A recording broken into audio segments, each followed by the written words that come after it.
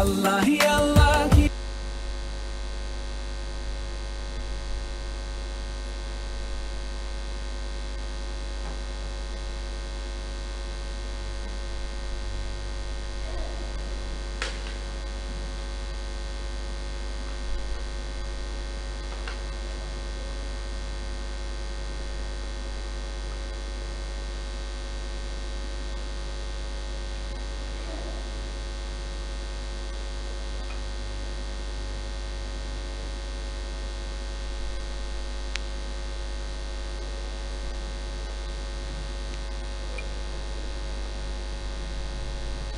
Assalamualaikum warahmatullahi wabarakatuh.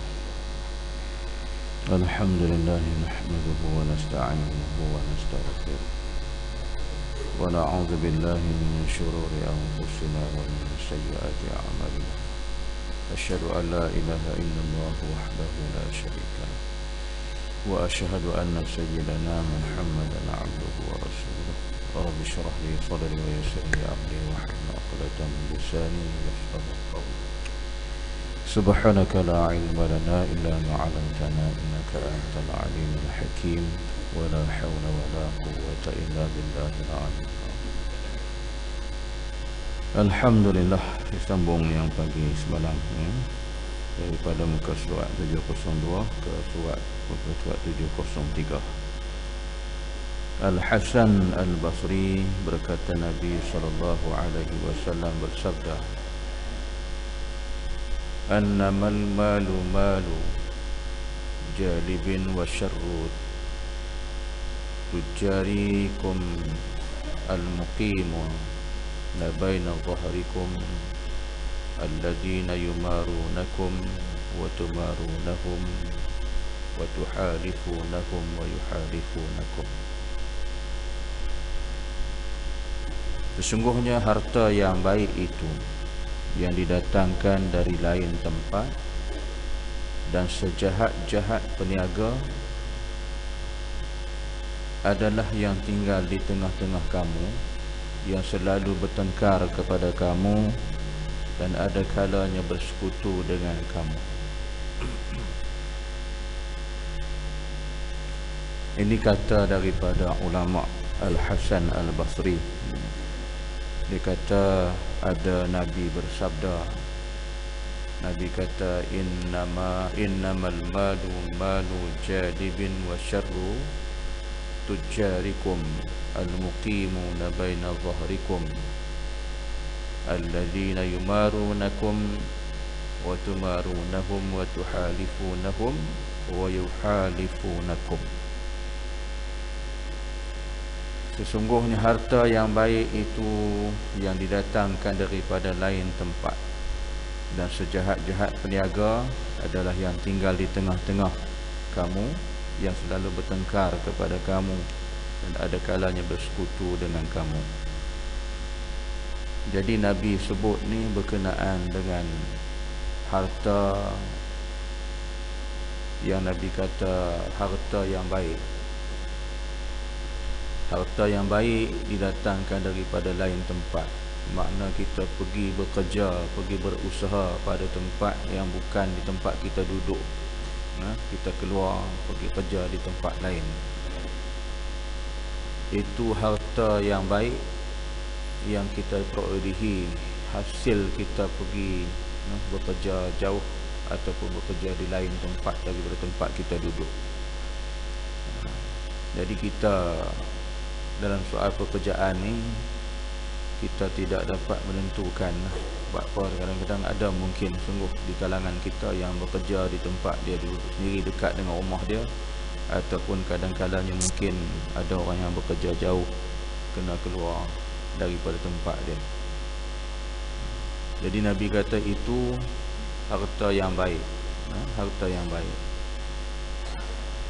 Kemudian sejahat-jahat peniaga adalah yang tinggal di tengah-tengah kamu, yang selalu bertengkar dengan kamu dan ada kalanya bersekutu dengan kamu. Jadi dalam bidang perniagaan, satu bidang yang merupakan sunnah Rasulullah, Nabi suka berniaga dan Nabi pun pernah berniaga, tetapi menjadi jahat pada kita ni peniaga-peniaga yang berniaga dalam keadaan di persekitaran kita duduk ataupun dalam kawasan kita duduk, dalam tempat kita duduk, tetapi selalu bertengkar dengan kamu, lalu bertengkar, selalu bergaduh, lalu kita ada saja pertikaian. Jadi kenapa berjadi pertengkaran, bergaduh ni? Sebab masalah kadang-kadangnya itulah, mungkin kita bertengkar dengan harga yang tak bernasabah, kan? Orang berniaga ni kadang-kadang dia letak harga tak berpatutan. Jadi yang pelanggan ni pula tanya dia marah, kan? Bila pelanggan tanya kenapa lah mahal sangat, habis dia kata dah minyak mahal kita hari ni lah, kan? Kalau kita hari ni lah, dah minyak mahal, kata dia, barang kena mahal lah. Yalah, kata dia, tak patutlah sampai macam ni harga. Nak beli, tak nak beli sudah. Peniaga sombong. Jadi jangan kita bersikap ego dan sombong macam tu lah. Memanglah kita tahu dengan keadaan kos yang ada pada hari ini. Dan yalah, kalau kita tengok dengan keadaan kita pada hari ini pun, ni sempena nak menjelang bulan Ramadan ni, ada saja harga barang akan dinaikkan, kan? Dengan keadaan kita hari inilah. Jadi kita, ialah bagi negara kita Malaysia ni, bukanlah kita nak mengatakan, tetapi perkara ini telah diisytiharkan melalui siaran TV. Kalau tuan-tuan tengok dan pernah ingat lagi lah, pernah diisytiharkan oleh pihak siaran TV1 dalam berita RTM TV1. Saya lupa dah siapa yang membaca berita tu. Dia kata ekonomi di tangan orang Cina Malaysia sekarang. Jadi bila di tangan orang Cina ni ekonomi, maka dia main harga macam tu lah. Jadi kita orang politik boleh bercakap, menteri-menteri boleh bercakap, harga tidak akan dinaikkan, kita akan letakkan kawalan harga barang. Itu cakap orang politik. Tapi orang yang mengurus ekonomi dia lain. Tuan-tuan, kita boleh kata dalam benda macam tu. Tu jangankan kata gitu, kita nak pergi haji pun, kalau tuan-tuan ingat dulu kan, daripada arwah zaman Tun Ghafar Baba, diisytiharkan bahawa tidak akan dinaikkan tambang bagi orang menunaikan haji. Dia sebut dalam masa seminggu, masuk minggu yang kedua terus naik dah tambang. Ini kata perbicaraan cakap orang politik dengan pengurusan dengan orang lain. Jadi sebab tu, dengan keadaan kita hari ni lah, harga barang dengan kosnya, dengan dia bila naik bahan api, terutama minyak, maka dia akan naik kos harga barang yang lain. Bagi siapa yang terbabit dalam berniaga ni, kecil ke besar, dia akan tahu benda ni. Tak boleh lari ke mana. Tapi munasabah dengan kata peniaga, kata pekedai tu kan, kalau kita kata kenapa lah mahal sangat harga, dia kata iyalah minyak naik. Memang munasabah lah. Kalau kita kaji balik, tu saya kata bagi yang terlibat dalam perniagaan dengan keadaan kita sekarang ni, maka dia akan tahu kedudukan dia. Dia berniaga kecil ke besar ni, maka kosnya itu terpaksa kita kena ambil kira. Jika tidak, dalam keadaan orang yang berniaga apa pun tak dapat, penat. Jadi tujuan orang berniaga, dia pun nak juga keuntungan, dia pun nak juga orang kata laba daripada perniagaan dia. Cuma dalam Islam ni, dia peringatkan kita jangan mengambil laba yang berlebih-lebihan, berganda. Itu dilarang. Ini boleh buka dalam fiqh Syafi'i. Dalam fiqh Syafi'i, dalam kitab ada dibicarakan panjang lebar dalam Bahrul Mazi. Saya tak ingat jilid yang keberapa, ada disebut dalam bab ni. Jadi kita dalam kitab fiqh memang telah dibicara oleh ulama dalam bab perniagaan. Tidak boleh mengambil keuntungan berlipat kali ganda. Haram. Pendapatan yang haram juga. Kita mencekik orang. Jadi pengguna-pengguna ni tertekan. Katalah barang kita ambil dalam keadaan kos dengan pengangkutan dengan apa semua lebih kurang kita habis RM100. Tiba-tiba kita pergi jual sampai RM800-900. Ini tak munasabah lah. Tak munasabah. Tapi mereka boleh buat. Mereka boleh buat di kalangan orang-orang macam ni. Yang tak fikir halal haram ni, hasil pendapatan yang kita bicarakan dalam tajuk ni, dia boleh buat, dia tak kira. Jadi itulah konsep perniagaan orang-orang yang bukan Islam, dia macam tu. Jadi bila dia nak mengelak daripada orang kata apa, perniagaan dia supaya tidak rugi, tidak laku, bagi syarikat-syarikat yang besar atau perniagaan-perniagaan yang besar, mereka mengenakan sistem offer harga murah. Jadi offer harga murah ni sebenarnya dia dah ambil keuntungan tu dah banyak sebanyak-banyaknya dalam satu bulan tu. Akhir bulan dia offer. Padalah kawan dah balun bengkak awal dah untung banyak dah. Itu syarikat-syarikat yang besar dia boleh offer lah macam tu. Kita syarikat-syarikat peniaga kecil nak offer apa? Pakai tutup kedai.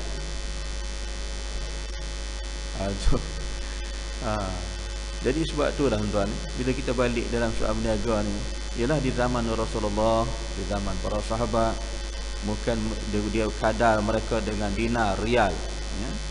Jadi sampai zaman kita ringgit, dan ringgit Malaysia ni dengan dibandingkan dengan mata wang yang lain, kita lebih tersorak ke belakang, kan, merudum. Itu yang kajian dibuat oleh mantan timbalan Gubernur Bank Negara kita, Datuk Dr. Rusli. Dalam kajian dia, memang kita tersorok ke belakang dan ekonomi kita yang parah memang merudum teruk. Bekas timbalan Gubernur Bank Negara, pakar ekonomi. Itu kajian dia lah. Jadi sebab tu kita, jika peniaga-peniaga yang sejahat-jahatnya kata Nabi ialah peniaga yang tinggal di tengah-tengah kamu duduk tu, dalam kawasan kamu, selalu bertengkar kepada kamu dan ada kalanya bersekutu dengan kita. Jadi orang macam ni tiada ada pendapatan yang berkat. Dia bertengkar dengan pelanggan, dia bergaduh dengan pelanggan tepi rumah, kan? Kemudian tu pula kadang-kadangnya dia bersekutu dengan kita pula, kita boleh sama dengan dia pula. Jadi ini benda-benda yang tidak ada keberkatan kalau perniagaan kita macam tu. Sebab dalam syarat perniagaan ni disebut dalam fiqh Syafi'i, yang membeli, yang menjual merasa keseronokan, saling terima menerima, redha meredai. Adalah keberkatan dalam perniagaan. Ada kebaikannya kita berniaga macam tu. Tetapi kalau yang berniaga tu pula, yang menjual saja puas hati, yang si pembelinya tak puas hati, maka pembeli kata aku tak redha, kan? Sudah lah. Aku tak redha, aku jual lah mahalnya, ambil lah, kan, untung. Jadi kita dapat tak ada keberkatan. Pendapatan kita bukan pendapatan yang berkat, dan tiada ada pendapatan yang halal. Dia jadi macam tu. Jadi itu nah, kita ambil pengajaran, beringatlah Nabi sebut ni. Jadi kalau jadi macam tu, adalah tidak ada keberkatan dan pendapatan kita sudah pastinya haram, orang tak redha. Baik, ketika Nabi SAW ditanya pula tentang usaha yang terbaik, maka Nabi jawab, amalur rajuli biyadihi wa kullu bai'in mabrur alladhi la syubhatan fihi wala khiyanah. Nabi ditanya oleh sahabat ni, Nabi ditanya, makna sahabat-sahabat pernah bertanya lah kepada Nabi tentang usaha yang terbaik. Jadi itulah jawab Nabi. Nabi kata apa? Usaha seseorang dengan pekerjaan tangannya sendiri. Amalur rajuli biyadi. Makna dia usahanya dengan usaha menggunakan tangan dia sendiri. Kemudian wa kullu bai'in mabrur, dan tiap jual beli yang baik, allazi la syubhah, tiada ada syubhat. Dalam perniagaan tiada ada syubhat, syubhah fihi padanya, dan wala khiyanah, dan tidak ada tipu menipu. Jadi maknanya kita melihat satu bidang yang disukai oleh Nabi ialah bidang tijarah, menjadi ahli tajir, bidang perniagaan. Memang sunnah. Nabi suka tak? Tapi dengan syarat kita berniaga ni jangan tipu orang. Ini berlaku kalau kita tengok dalam bab-bab yang telah lepas dalam kitab ni, dalam jilid yang pertama saya rasa disebut dalam bab kengerian, bab seksa orang mati, peniaga tipu. Dia jual gandum, dia ambil guna pakai, tapi diganti balik gandum tu dengan batang-batang pokok dengan tangkai-tangkainya, dibubuh dalam tu. Tu. Lepas tu dia jual ke orang. Ini penipu. Bila dia mati, ada saudara dia pula semasa turun jenazah tadi terjatuh kantongan duit dia. Kan orang Arab pakai uncang boleh ditinggal tu.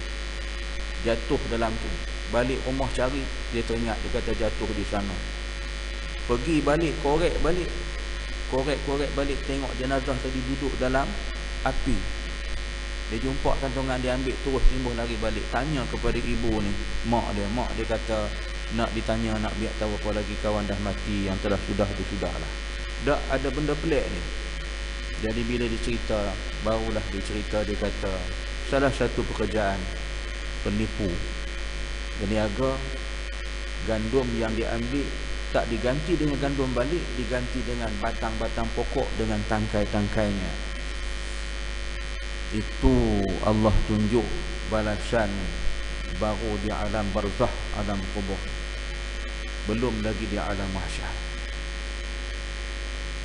Tu ramai kita hari ni tu orang duk berniaga ni, banyak penipu-penipu tuan-tuan.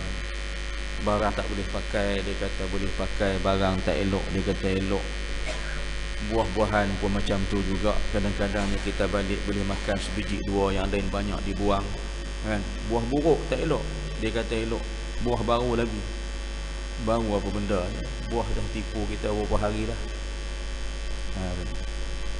Jadi benda ni, buat kerja penipu ni tak akan selamat tuan.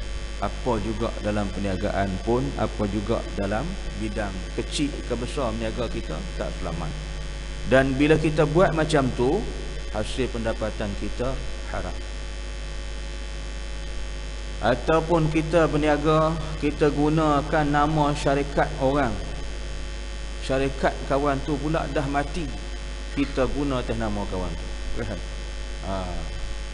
Dengan kehendak Allah, satu hari datang bagi pihak pegawai penyiasat bahagian pelesenan, mari cek kita punya perniagaan. Cek mana no? Dia kata awak punya daftar syarikat perniagaan. Dia pun tunjuk kata ini dah mati ni, syarikat ni orang punya. Awak punya syarikat mana? Kan dah kena. Akhirnya diarahkan oleh pihak syarikat pelesenan, bahagian pelesenan dan perdagangan, disita syarikat kita, tak dibenarkan beroperasi. Inilah kita hasil buat kerja penipu kan, kerja bohong. Kalau ia sekalipun dah ikut undang-undang nak kena daftar, buat pelesenan ada apa semua, buatlah. Kau pergi ambil hak lesen orang yang dah mati tu buat apa? Jadi ini satu contoh tu. Ini berlaku dalam keadaan kita berniaga ni. Kemudian tu berniaga pula, kita bidang, kata kita dalam bidang kontraktor, ambil satu projek, buat satu projek. Kita pun kira projek ni menyelan belanja 1.5 juta. Tetapi kita pergi claim balik kepada pihak yang berwajib, pihak yang tertentu yang mengarahkan kita buat, yang berikan lesen kita dapat projek ini, kita claim balik 2.5 juta. Contohlah kan, berapa banyak kita keuntungan hasil penipuan ini. Bila kita kata, dia kata macam tu lah berniaga, tidak, tak senang lah, tak kaya kita. Kaya dengan harta penipu haram, nak buat apa? Kita dah fikir untung dunia, di akhirat kita mati esok macam mana?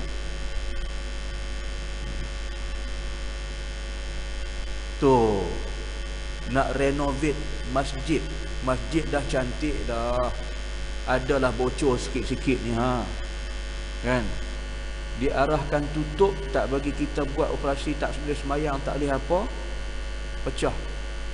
Renovation tu pun 4 juta. Jadi hak kita secara bodoh-bodoh tak mengaji dalam bidang kontraktor, hak ni pun duk fikir macam tu repair 4 juta. Peruntukan 4 juta. Kenyang tuan, kenyang pada dunia. Saya kata pada kawan, kenyang pada dunia. Dan akhirat bertanggungjawab dengan Allah Ta'ala. Kita nak sebutlah masjid mana dalam wilayah persekutuan. Tutup, tak boleh sembahyang, tak boleh apa, tak boleh buat kuliah. Sebenarnya dia tutup tu tak bagi buat kuliah penuh sebulan di masjid tu. Macam-macam usaha dibuat. Kan? Dia tutup kuliah, dia nak tutup kuliah macam-macam dia buat. Saya mengajar di masjid tu tahun 80 berapa? Tahun 88. Sampai ke hari ni. Ni dah beberapa bulan lah, tak boleh tutup. Pindah pergi buat di surau. Dia orang sakit hati dengan kuliah tu. Duit masjid dilarang bagi sagu hati dekat ustaz, tak bagi. Marilah ustaz mana pun duit masjid jangan bagi, di tengah. Bila dia buat macam tu, jemaah jalankan tabung. Letak tabung, orang masuk duit. Serupa tu juga. Jadi dia mati akal. Nak tak nak, tutup masjid, kita buat renovation. Inilah jahat. 4 juta nak repair benda kecil-kecil ni saja. Dia janji bulan 6 ni siap. Ni dah bulan berapa dah? Nak masuk bulan 6 dah. Bulan 6 boleh siap, boleh pakai solat tarawih. Pembohong. Lentang pukang tu masjid tu. Mana boleh siap? 4 juta. Ni cerita manusia berniaga, kerja penipu. Allahu Rabbi Tuhan. Inilah Nabi kata khianat kita dapat daripada rezeki yang haram. At-tijarus saduqu tahta zilli arshi yaumal qiyamah. Berkata Qatadah, seorang perawi hadis. Qatadah kata pedagang yang jujur benar-benar maka berada di bawah naungan arasy pada hari kiamat. Inilah keuntungan satu bidang yang sunnah Nabi. Barang siapa buat kerja yang betul, yang baik, mengikut peraturan hukum syarak, jaga tak menipu orang, tak buat khianat orang, tak ambil untung lebih, dia akan duduk di bawah naungan arasy Allah di hari kiamat kelak. Yang kita sedia maklum, di akhirat besok tiada ada perlindungan melainkan di bawah perlindungan Allah Subhanahu wa taala. Itu saja. Jadi itulah mudah-mudahan kita ambil peringatan. Jangan duk kira nak jadi kaya tetapi pendapatan kita tu halal ataupun haram. Wallahu a'lam. InsyaAllah nanti sambung dalam bab yang baru. Habis kita dalam bab. Subhanakallahumma wa bihamdik asyhadu an la ilaha illa anta astaghfiruka wa atubu ilaik. Bismillahirrahmanirrahim. Wal 'asri innal insana lafi khusr. إلى الذين آمنوا وعملوا الصالحات وتواصوا بالحق وتواصوا بالصبر. صدق الله العظيم. السلام عليكم ورحمة الله وبركاته.